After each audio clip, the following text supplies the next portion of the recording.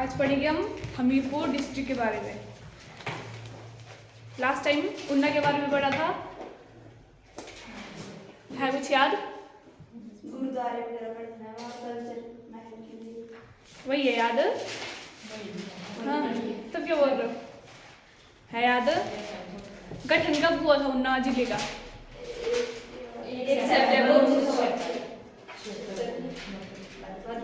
72 को। वो पंजाब का मतलब उन्ना जब पंजाब का हिस्सा था, वहां से टूटकर कांगड़ा में कब विलय हुआ था? 1966 में। किसका हिस्सा बन गया था? पंजाब 66 से पहले था पंजाब का, और उसके बाद फिर कांगड़ा का बन गया था, और फिर जब कांगड़ा से टूटा तो उसके बाद वो जिला बन गया था 1972 में। और सत्ता दर कितनी है उन्ना की? 86.53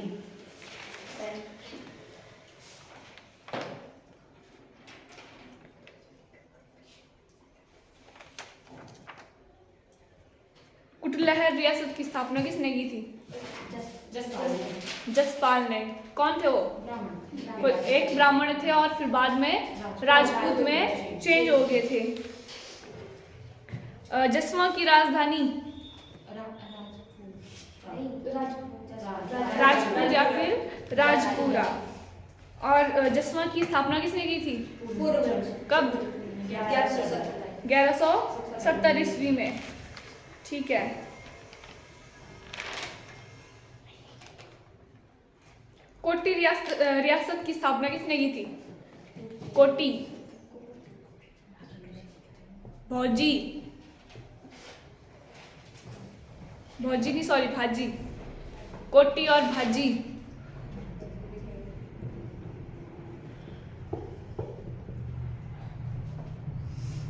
1809 में कुटलहर किसके अधीन था?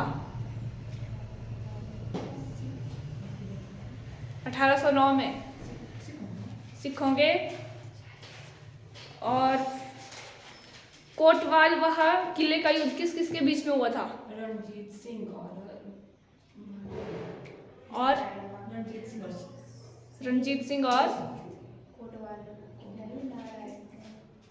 नारायण राजा नारायण सिंह और राजा रणजीत सिंह के बीच में कब हुआ था?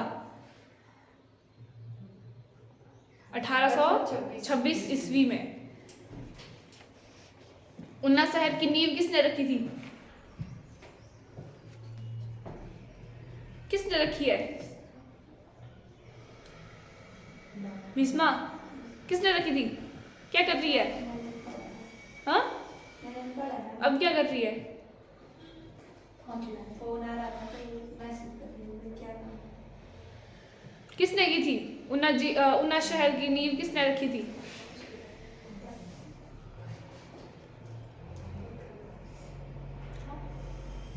किसने रखी थी?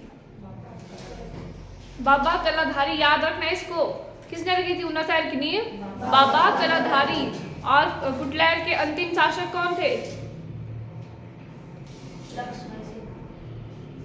कौन? बृजमोहन पाल।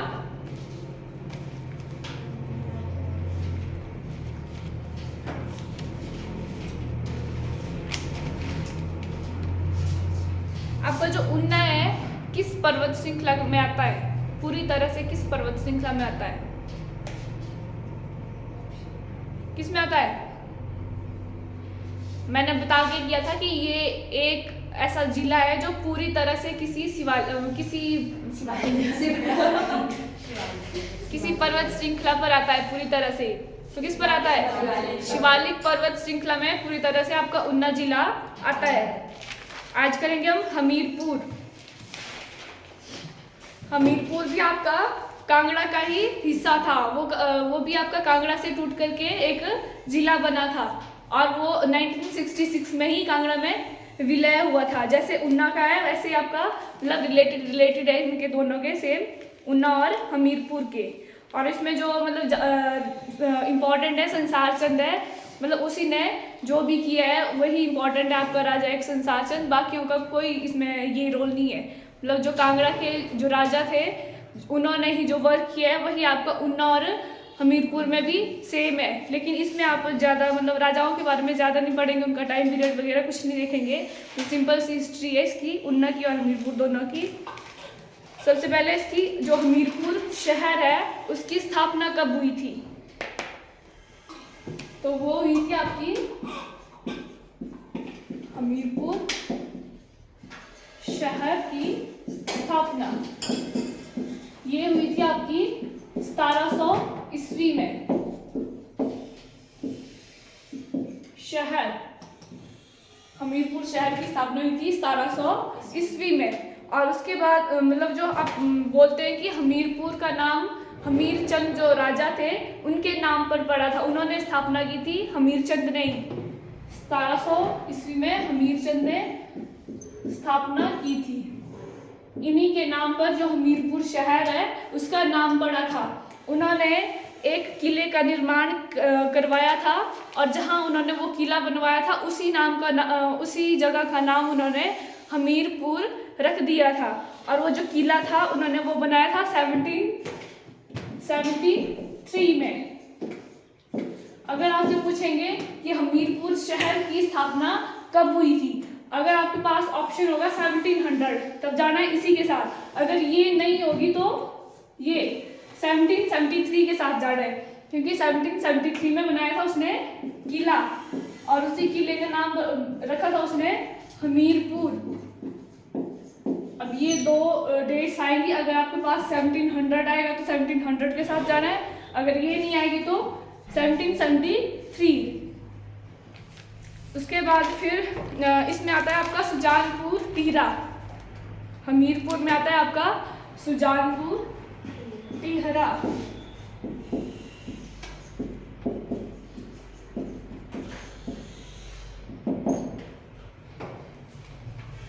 इसकी स्थापना भी आपके अभय चंद राजा अभय चंद कटोच वंश के राजा अभय चंद ने की थी 1748 में। क्या हुआ तुम दोनों को? किसी का नाम है? सुजानपुर टिहरा की स्थापना की थी आपके राजा अभय चंद ने 1748 में। राजा अभय चंद।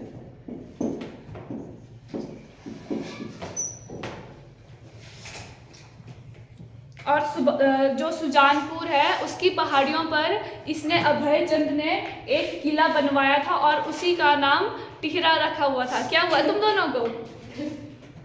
है क्या सुजानपुर? ये जो आप सुजानपुर की पहाड़ियों में राजा अभय चंद ने बनाया था एक किला और उसका नाम रखा था फिर टिहरा।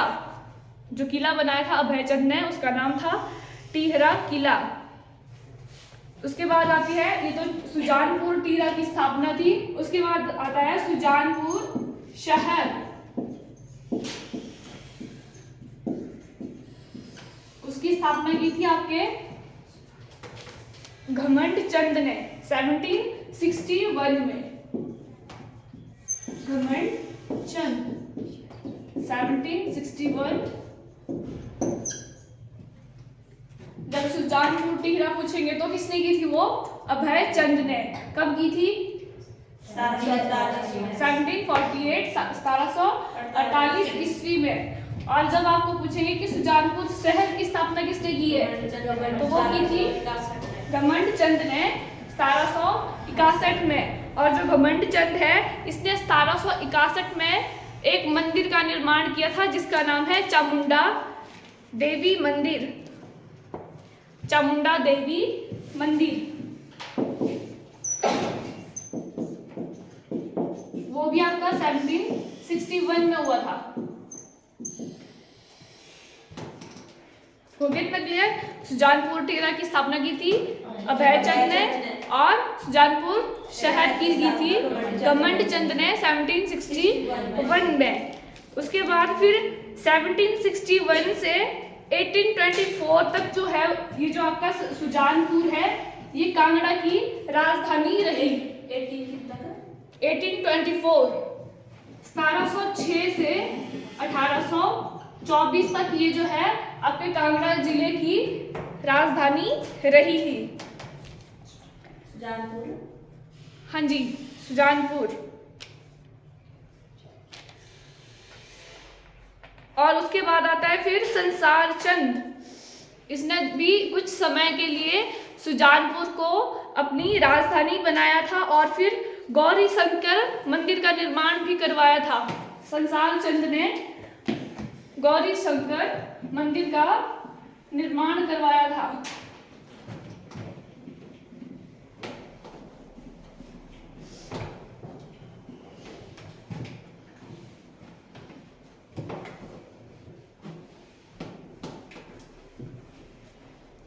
और इसने एक और मंदिर बनाया था 1823। संसार चंद ने 1823 में बनाया था नर्मदेश्वर मंदिर। 1823 में नर्मदेश्वर मंदिर। दो मंदिर बनाए थे, एक नर्मदेश्वर मंदिर और दूसरा कौन था? गौरी शंकर मंदिर।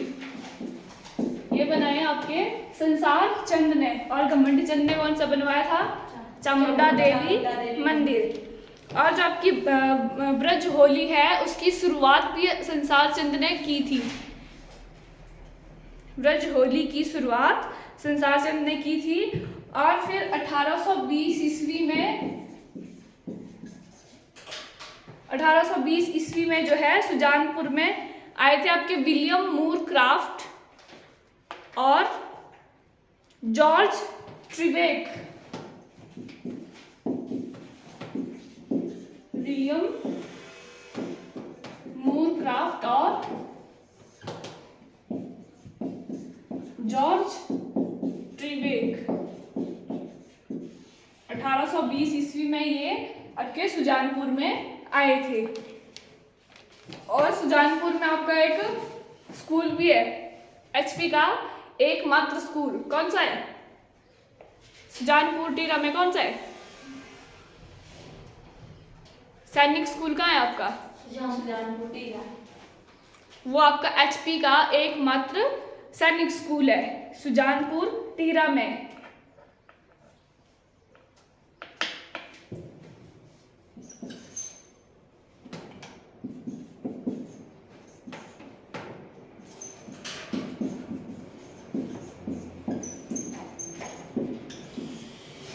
आपको सुजानपुर का सबसे पहले क्या था? सुजानपुर टीरा की स्थापना किसने की है? अभय चंद ने 1748 ईस्वी में। और उसके बाद फिर सुजानपुर टीरा हो गया। सुजानपुर शहर की स्थापना हुई, वो की थी आपने घमंड चंद ने 1761 ईस्वी में। और घमंड चंद ने क्या किया था? उसी समय चामुंडा देवी का मंदिर भी बनवाया था। और फिर उसके बाद आते हैं आपके संसार चंद। संसार चंद ने क्या किया था? गौरी शंकर का मंदिर भी बनवाया था और नर्मदेश्वर मंदिर बनवाया था 1823 ईस्वी में। और उन्होंने एक त्योहार की शुरुआत की थी, ब्रज होली की शुरुआत। और उसके बाद फिर आपके 1820 में कौन आए थे? विलियम मूर क्राफ्ट और जॉर्ज ट्रिवेक। उसके बाद फिर जो आपका सैनिक स्कूल है एचपी का, हिमाचल प्रदेश का एकमात्र सैनिक स्कूल है आपका, वो है सुजानपुर टीरा में। ये हो गया आपका सुजानपुर टीरा का। इसके बाद आता है नादौन।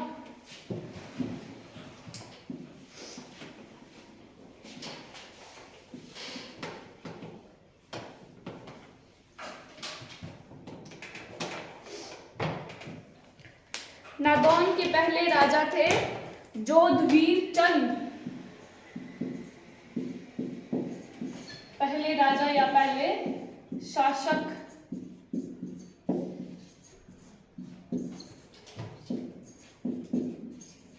जोधवीर चंद। चंद सरनेम वाले किसके वंशज है?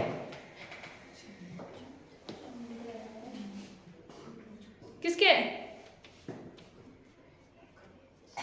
कब से पढ़ते आ रहे हो? कांगड़ा की हिस्ट्री से पढ़ते आ रहे हो अब तक।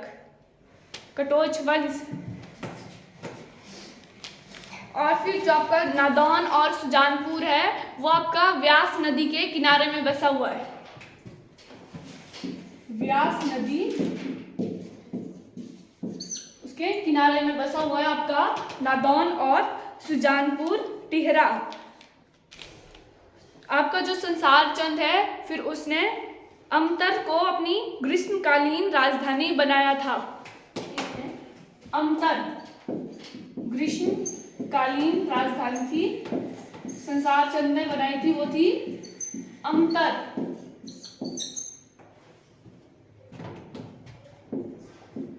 नादौन की ग्रीष्मकालीन राजधानी वो बनाई थी संसार चंद ने अमतर।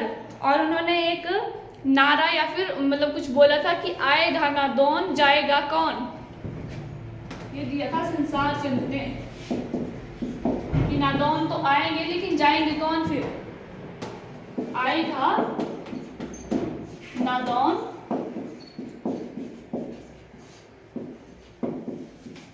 जाएगा कौन, मतलब नादौन आ तो जाएंगे लेकिन वो फिर जाएंगे कौन, फिर बाहर कौन जाएगा, वो छोड़ेगा ही तो जाएगा कौन। उसके बाद है फिर नादौन में और क्या किया था संसार चंद ने, मंडी की हिस्ट्री से रिलेटेड है, किया था कुछ, बंदी बनाया था किसी को, ईश्वरी सेन को नादौन में रखा था उसने 12 वर्षों तक बंदी बनाकर। और उसको छुड़ाया किसने था फिर, गोरखाओं ने उसको वहां से छुड़ाया था और वो फिर मंडी वापस भाग गए थे। उसके बाद होता है आपका नादौन का युद्ध।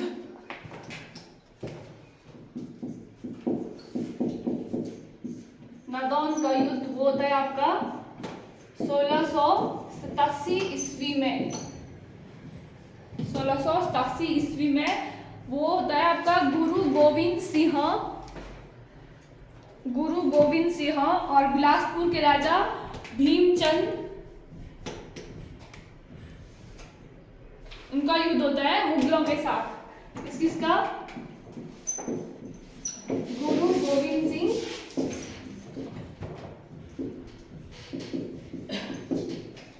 और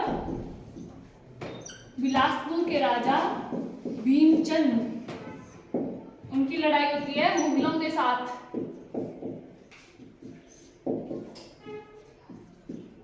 मुगलों के साथ युद्ध वो हुआ था आपका 1687 में।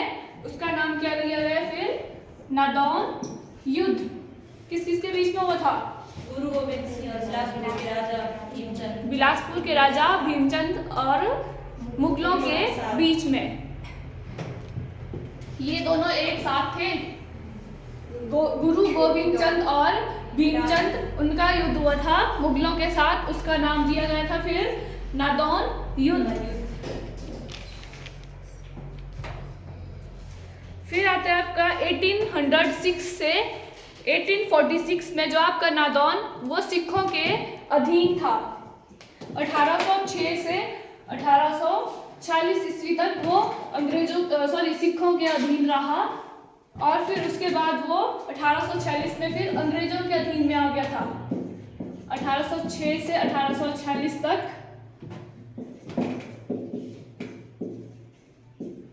सिखों के अधीन रहा।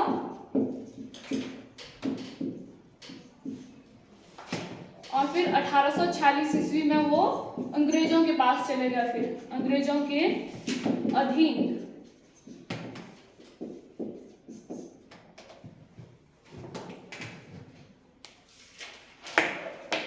और वहाँ के एक फेमस साहित्य थे, उनका नाम था यशपाल साहित्य। नादौन के फेमस साहित्य, नादौन में रहने वाले थे वो, उनका नाम था यशपाल साहित्य। और उनका जन्म हुआ है भूपाल में। भूपाल में जन्म हुआ था और रहने वाले कहाँ के थे, नादौन के। बस ये हो गया आपका नादौन के बारे में। और फिर जब पंजाब का पुनः गठन हुआ था तो 1966 से पहले हमीरपुर और ऊना दोनों पंजाब के हिस्से में थे, और फिर 1966 से 72 तक वो कांगड़ा के हिस्से में रहे, और 72 में फिर दोनों अपना अपना उनका अलग अलग जिला बन गया था। और जो आपका हमीरपुर है वो भी जिले के रूप में कब आया था? 1972 1972 में जिला बन गया था, तो जिले के रूप में गठन हुआ था 1 सितंबर 1972 ईस्वी में। ऊना और हमीरपुर दोनों की सेम डेट।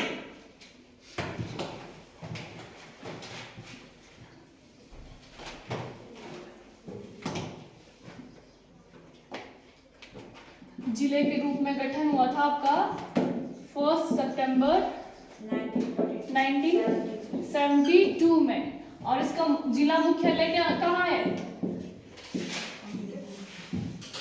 हमीरपुर में। हमीरपुर में। ऊना का कहाँ है? हाँ।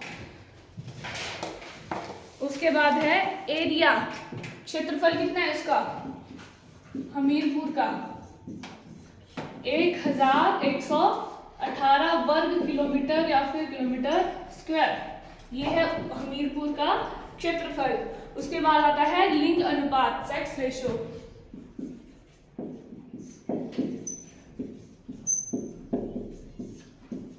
1096, और उसके बाद आता है शिशु लिंग अनुपात, वो है 887। फिर है लिटरेसी रेट, साक्षरता दर 88.15। और जो सेक्स रेशो है हमीरपुर की, वो आती है आपकी फर्स्ट नंबर पर।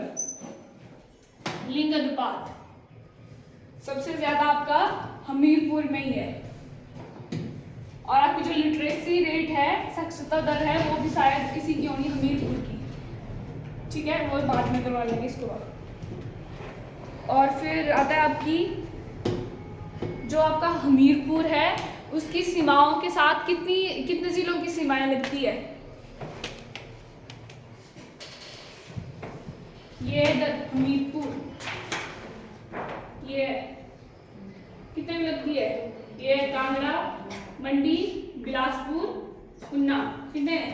4 जिलों के साथ हमीरपुर की सीमाएं लगती है। और हमीरपुर के पूर्व में कौन है?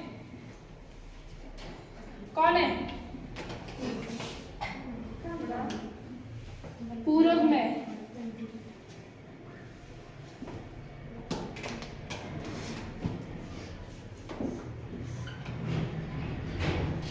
पूर्व, पश्चिम और उत्तर, दक्षिण। पूर्व में कौन है? मंडी। पश्चिम को ऊना, उत्तर कांगड़ा, और दक्षिण को बिलासपुर। उत्तर पूर्व कौन है? इधर कौन आएगा? कौन है इधर? ये हमीरपुर,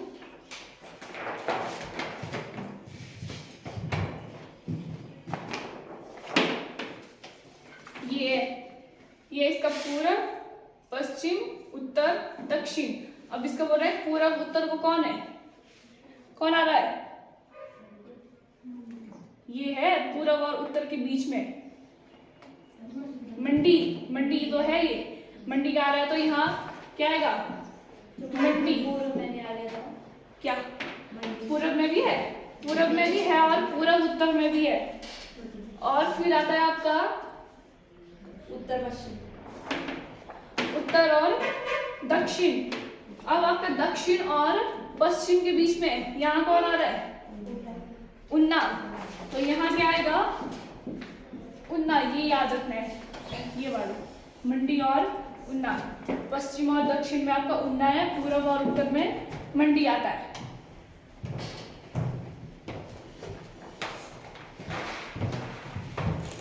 हो गया इतना। अब करेंगे हमीरपुर की धार या फिर पहाड़ियां। धारें या फिर पहाड़ियां। पहली आएगी इसमें जखधार।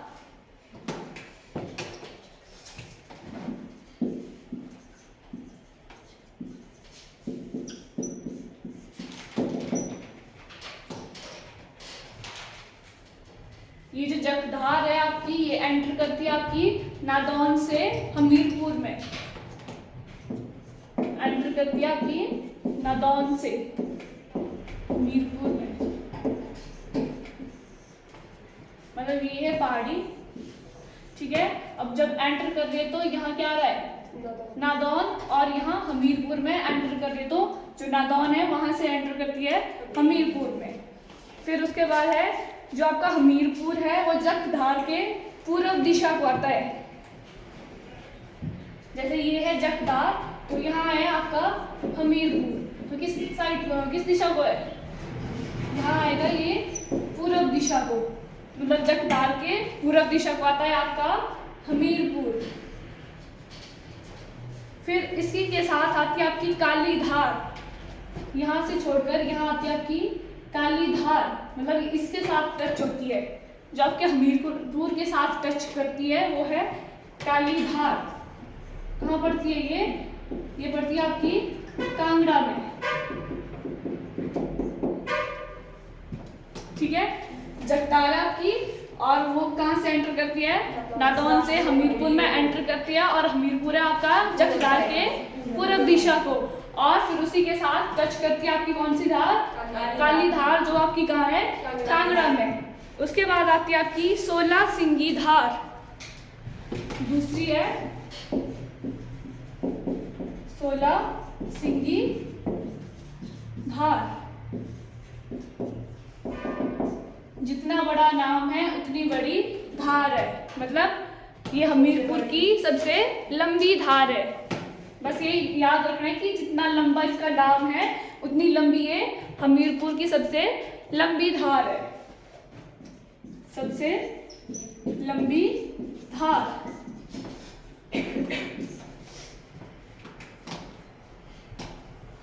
और उन्ना जिले में इसको चिंतपूर्णी या फिर जसवा के नाम से भी जाना जाता है। मैंने करवाया था वहां भी चिंतपूर्णी और जसवा धार के बारे में करवा रहे थे, तो हमने बोला था कि जब ये उन्ना से हमीरपुर में एंटर होती है तो इसका नाम क्या चेंज हो जाता है,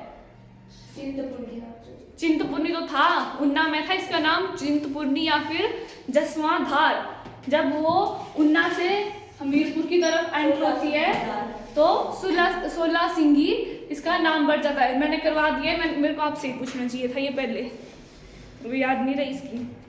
हो गया।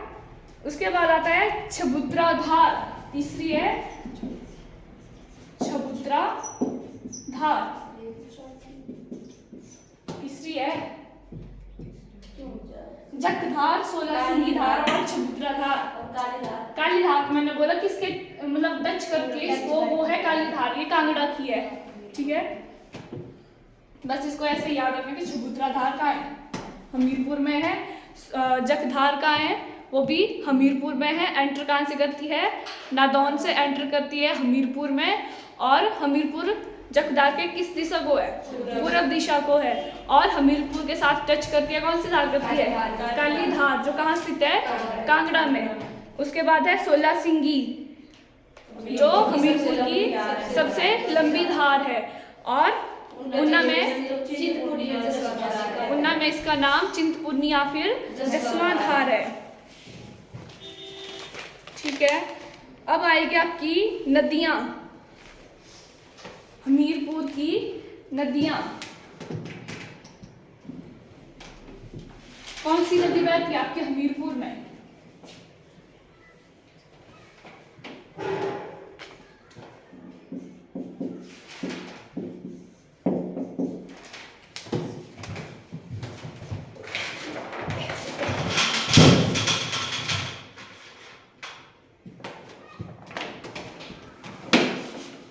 लगाओ इसको लगेगी।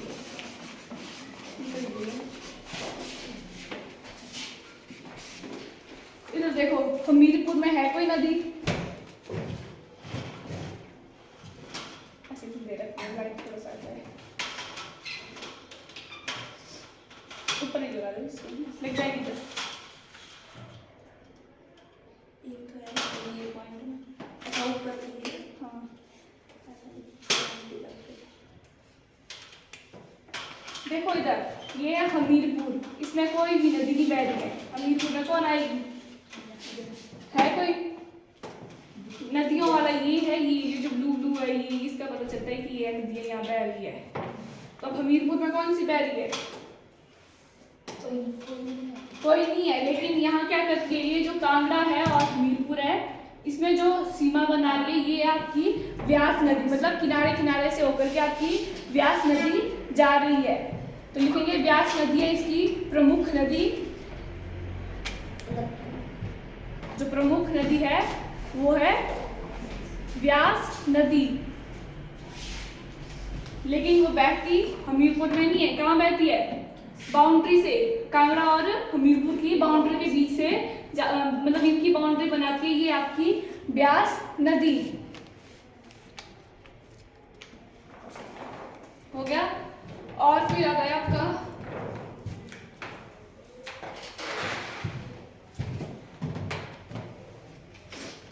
ब्यास नदी के उत्तर में हमीरपुर की कांगड़ा के साथ सीमा बनती है। मतलब उत्तर दिशा में, वही बोला मैंने कि यहाँ है आपका कांगड़ा और ये आपका हमीरपुर। यहाँ आएगा ऊना और मंडी, हमीरपुर, ऊना और कांगड़ा। तो मैंने क्या बोला, जो ब्यास नदी है आपकी, वो यहाँ से मतलब कांगड़ा और हमीरपुर के बीच में बॉर्डर बना के निकल जाती है। वो हमीरपुर में एंटर नहीं करती है, तो वो बॉर्डर से निकल जाती है। फिर उसके बाद आती है आपकी सुक्कर खड्ड। सुक्कर खड्ड वो बहती है आपकी बिलासपुर और हमीरपुर की सीमा में।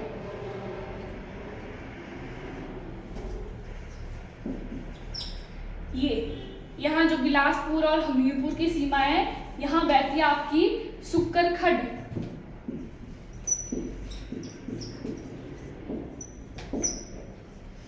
हमीरपुर और बिलासपुर की सीमा बनाती है आपकी सुक्कर खड्ड। और उसके बाद आती है आपकी बेक्कर खड्ड और सीर खड्ड।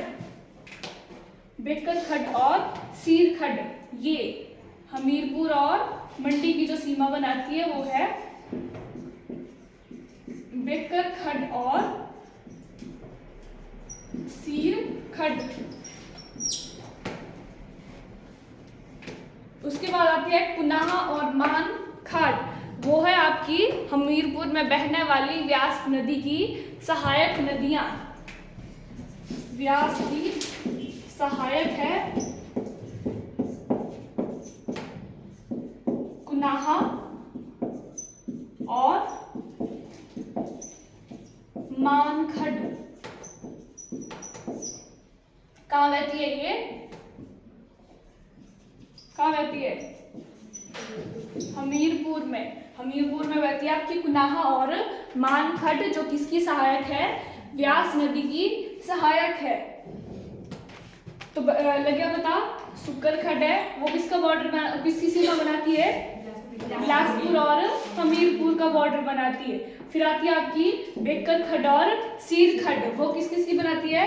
हमीरपुर और मंडी के बीच में। और आपकी यहाँ कौन बनाती है? कांगड़ा और हमीरपुर के बीच वो आती है आपकी व्यास नदी। तो मतलब आपकी जो हमीरपुर है वहाँ कोई नदियाँ नहीं बहती है, ठीक है। मतलब बॉर्डर से सारी नदियाँ खड्डे जो है वो निकल जाती है। उसके बाद आते हैं आपके हमीरपुर के मंदिर। हमीरपुर के मंदिर, कौन कौन मंदिर है हमीरपुर में? फेमस सा कोई है यार? क्या?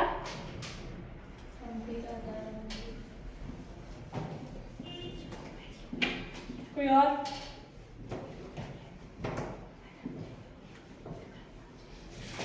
दो तीन तो मैंने अभी हिस्ट्री में पढ़ाए, कौन कौन से थे?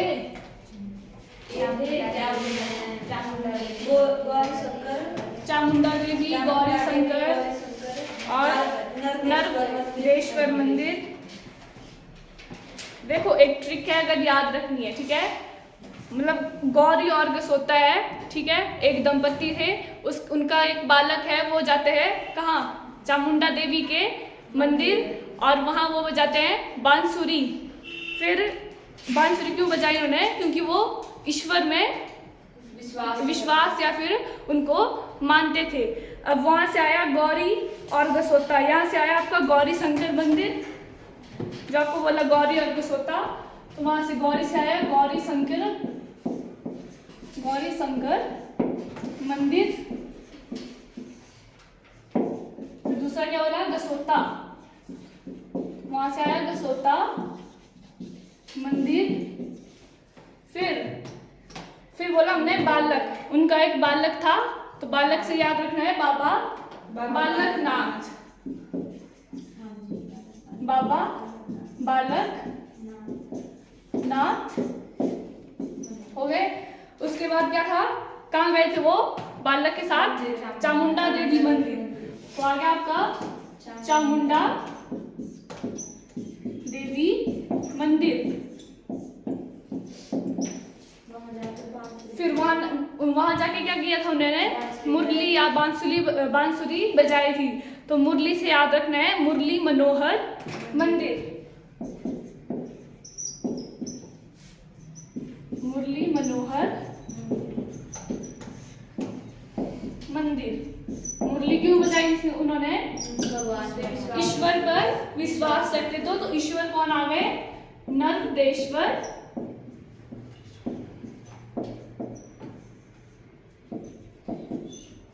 मंदिर हो गया। क्या बोला, गौरी और गसोता थे, का एक बालक था जो मंदिर में गया, गौरी और गसोता का बालक था, वो गए चामुंडा देवी के दर्शन करने, और वहां बजाई बालक ने मुरली, और मुरली उन्होंने क्यों बजाई, क्योंकि वो ईश्वर को मानते थे। तो गौरी और गसोता से आ गए गौरी शंकर मंदिर और गसोता मंदिर, बालक से आ गया बाबा बालकनाथ। फिर नेक्स्ट है वो गए थे चामुंडा देवी मंदिर, और उन्होंने बजाई थी वहां मुरली, तो मुरली मनोहर मंदिर, और फिर ईश्वर पर विश्वास रखते थे तो नर्मदेश्वर मंदिर। अब आए गौरी शंकर मंदिर, वो किसने बनाया था, वो बनाया था संसार चंद ने, उसने तो बनाए थे 2 मंदिर। कौन कौन बनाए थे, गौरी शंकर और नर्मदेश्वर। गौरी शंकर मंदिर बनाया था आपके संसार चंद ने, सुजानपुर पर। कहाँ है ये, सुजानपुर, संसार चंद ने ये बनाया था, उसने अपनी माता की याद में, अपनी माता की याद में बनाया था संसार चंद ने, और बनाया कब था, 1793 ईस्वी में। फिर उसके बाद आता है गसोता मंदिर, ये है आपका हमीरपुर। उसके बाद आता है बाबा बालकनाथ मंदिर, कहाँ है, हमीरपुर में तो है, पर कहाँ, देवसिद्ध में है आपका बाबा बालकनाथ मंदिर। उसके बाद आता है आपका चामुंडा देवी मंदिर, किसने बनाया था, घमंड चंद ने। कहाँ है, कहाँ बनाया था, कहाँ बनाया था घमंड चंद ने, सुजानपुर में। और कब बनाया था, 1762 ईस्वी में।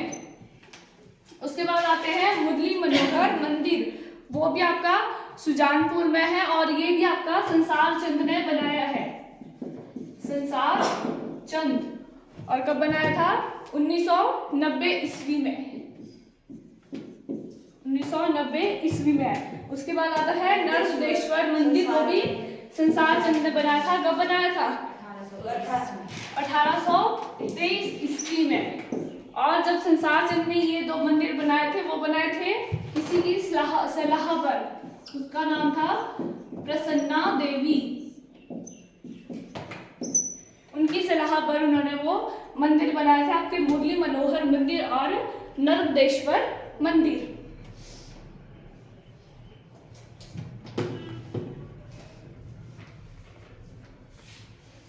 ठीक है, हो गया, काफी है, यस मैम। पूछूं?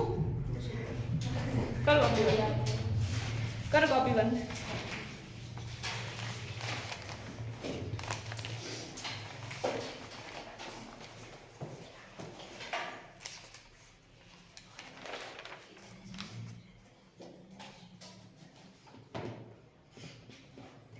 सुजानपुर कांगड़ा की राजधानी कब बनी थी?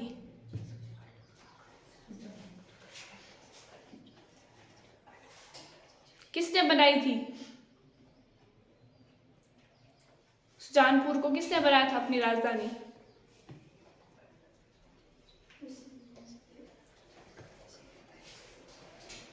एक ही राजा का तो नाम बताया है मैंने कि वो इम्पोर्टेंट है। संसार चंद ने बनाया था उसको अपनी राजधानी। और कब बनाई थी? 1761 से 1824 तक वो कांगड़ा की राजधानी रही और वो किसने बनाई थी? संसार चंद ने। 1820 में सुजानपुर में कौन आए थे यात्रा करने? विलियम मूरक्राफ्ट और दूसरे कौन थे? कौन थे दूसरे? विलियम मूरक्राफ्ट तो आपने जल्दी से रख लिया। जॉर्ज आया याद? ट्रिवेक, जॉर्ज ट्रिवेक। हमीरपुर जिले के रूप में उसकी घटना का गठन कब हुआ? वो 1 सितंबर 1972 में।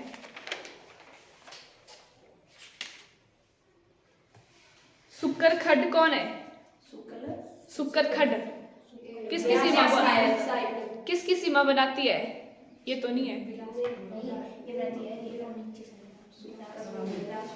सुक्कर खड्ड बिलासपुर और हमीरपुर।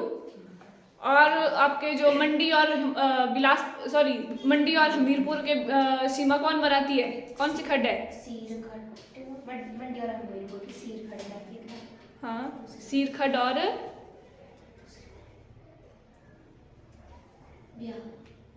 बोल बोल जल्दी। सीर खड्ड और बोलो, बहुत से है कुछ नाम। बकेर खड्ड, बकेर और सीर खड्ड। और व्यास नदी की जो सहायक नदियां हैं हमीरपुर में वो कौन कौन है? व्यास नदी की सहायक नदियां हमीरपुर में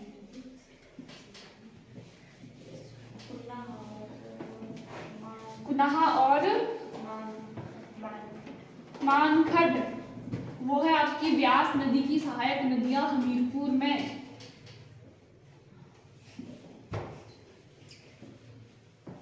गसोता मंदिर कहाँ है?